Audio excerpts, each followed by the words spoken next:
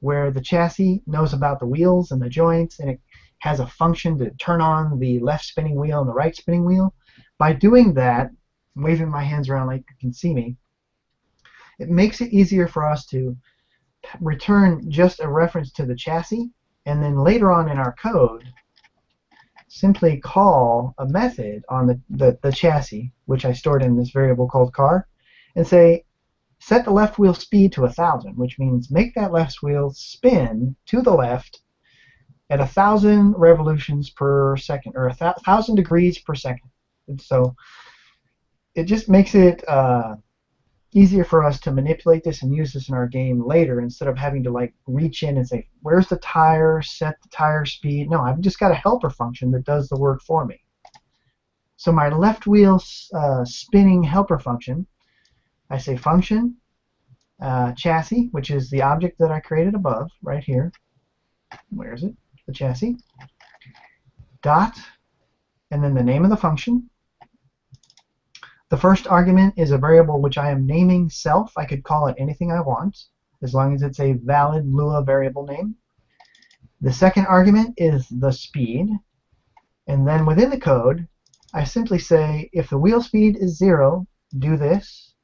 If it's something else, do this. Now the 0 clearly means stop spinning the tire.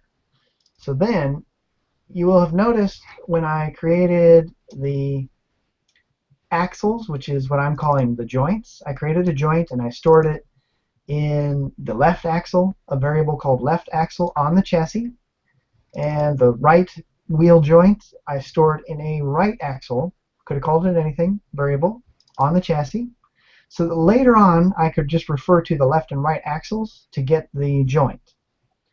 So what I want to do to spin the left tire is to reach into the object self, which is this chassis, grab the left axle variable, which is going to refer to the joint, and then I want to set the parameter max motor torque to 0, which is telling it this axle no longer has any torque value whatsoever. It's now completely possible to spin this. It won't fight back. It won't try to stop the rotation on its own, other than what the damping does. I then also disable the motor, which tells the physics engine, again, if an external force spins this tire, don't try to stop spinning the tire. Don't have a motor calculation going on. And lastly, I set the motor speed to 0. Now really, all I really needed to do in here was probably set motor enabled to false. But I like to just be safe.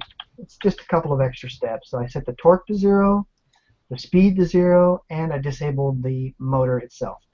In a nutshell, what that's saying is the joint is now back to being just a regular pivot joint with no active motor engagement. It's not going to try to spin the pivot, which is not going to spin the wheel.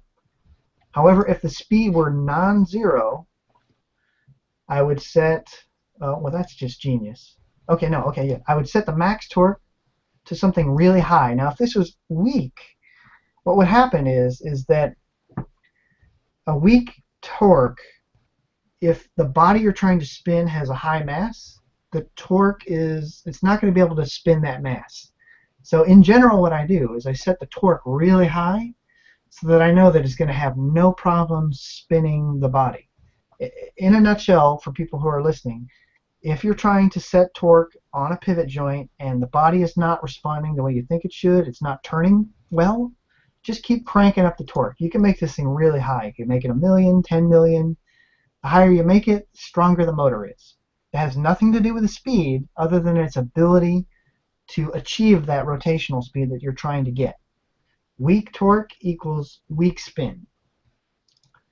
The next thing you want to do is you want to, these are all going to get applied at the same time. Really, if I was doing this logically, I suppose I could have said do it in. Yeah, I was going to ask you if there was a particular order that you'd like to put those things in. Yeah, in this case there really isn't, but just I should do it just to make it logically more acceptable. Sorry, 2 seconds. So for people watching and listening, what I've done here is I've just waited until the very last line of code to enable or disable the motor.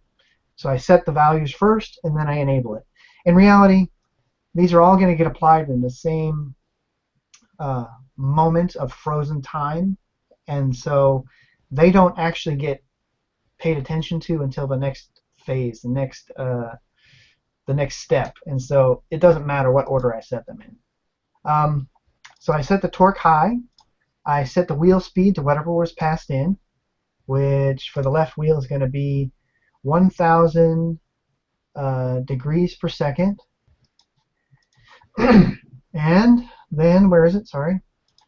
I set motor enabled to true. In other words, start spinning. And so, load it up just one more time. We click the left wheel button. That will call the callback using our little easy button code. That callback, which is on left, will reach into the car, which was visible from above. It will set the left wheel speed to either 1,000 or 0, and the left wheel will spin or stop trying to spin. It will continue to spin under friction, but the motor will no longer be engaged. Similarly, we do the same thing with the right button, and it spins. It spins. Okay, stop it. And that's it. You got a simple car. Nice. See, now I say we take parallax, right, and feeding in your building your platform, and then we turn it into what was it? An endless runner car game. Yeah, an endless runner car game with the hills and stuff like that, and all along the way you're catching stuff that falls from the sky, and then your goal is, I guess, to reach I was working on this sample, and I had 10 game ideas pop out of my head. This is the problem with working on anything. Is I get ideas, I get distracted. Yeah. I write notes. I like your little scoop there right now. It's reminding me of Skate or Die. Y'all remember that old game? Yeah. Oh no. Yes, I do. There was a I think it was Joust. It was a skateboarding joust competition. It looked a little bit like that. Not with no gravity. That's a new. Ooh, chakalaka. Yeah. Yeah, I think the things that fall from the sky. One of them is a magic coin that makes the gravity go away, and so there's some things you want to catch and some things you don't. Right. Or maybe you want to turn gravity off and aim for a particular jump. Right. So that could be the challenge. Exactly. All right. Well, that's excellent. So we will put a link in the show notes so that people can go download the code for that, and Ed explained the sampler. So there you go. If you don't. Yeah. So today's sample is going to come out looking just like it did in the show, but it's very likely that I'll make an update with a button to click to download the exact code, and just download it right to your hard drive, and you can just look at that, and you don't have to worry about the sampler at all. I mean, clearly you still got to download it to run it, but we'll work out the details. Just implant it right in your brain. I can only do so much. Well, you've done a lot, and we appreciate it. So yeah, we'll have a link in the show notes to that. I also want to remind everybody that we are still playing Alone and or 1.1 Target for the chance to win a $50 gift card. So this is the last week to do that. We will announce the winner next Monday on July 6th. So yeah, so I on Facebook, it kind of buries all that on the side.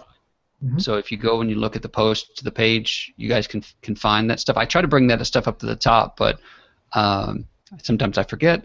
But if you just go to facebook.com/coronageek and submit a screenshot of your high score, then that will enter you for the chance to win a $50 gift card. So this is the last week to do that, so go ahead and do that now. And Jason and Ed and a few other people are going head-to-head at it over there, so I think Jason's trying to grab it. No challenge, Jason. He's killing me. I had one really good game a couple weeks ago. I've played it a few times since then, and I can't come anywhere close. I know. It's like the more I play it, the worse I get sometimes. It's like that one fresh round, and then after that, every now and again, I tell myself, I'm going to sit down, I'm going to play one game, I'm just going to see how it goes. Because you end up getting into that cycle of like, oh, one more, which is the mark of a good game, which is why I think, the guys at Laser Dog are talented designers, because they've perfected that. But inevitably, it's like diminishing returns. Or, I was going to say, or an addictive personality, one of the two.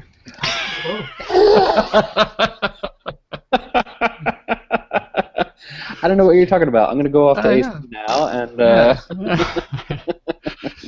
Also, next week I've got to check with Steven, but Steven Johnson's going to talk to us about shaders. I think he sort of pseudo said that he would do that in the last hangout, so we'll see. I know that he wants to. I just don't know if he's had enough time to put his material together. So hopefully we'll talk about shaders next time. But if not, we'll pull a rabbit out of the hat somehow. So talk about something else. All right, that's it for this week. Thanks for being here. Thanks for tuning in and creating apps using Chrome SDK. Until next week, have a great week and happy coding. Cheers.